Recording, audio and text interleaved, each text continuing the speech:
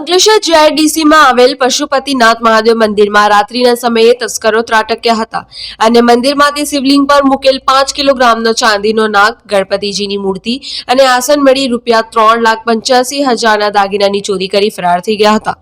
જો કે 2 તસ્કરો સીસીટીવી કેમેરામાં કેદ થતા જીઆઈડીસી પોલીસે સીસીટીવી ફૂટેજના આધારે તપાસ શરૂ કરી છે। હું માંગીલાલભાઈ ગૌરીશંકર રાવલ જીઆઈડીસી પશુપતિનાથ મહાદેવ મંદિરનો ટ્રસ્ટી છું।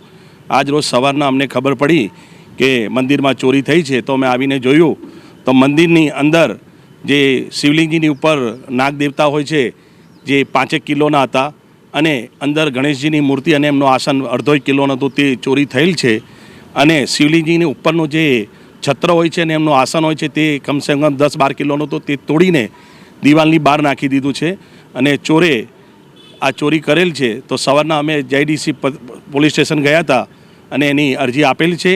તો સાહેબને નમ્ર વિનંતી કે આ ચોરોને જલ્દી ઝડપી પાડે અને અમારા મંદિર પર કે તો ચોકીદારનો બંદોબસ્ત કરાવે કે પેટ્રોલિંગ વધારે એવી સાહેબને નમ્ર વિનંતી।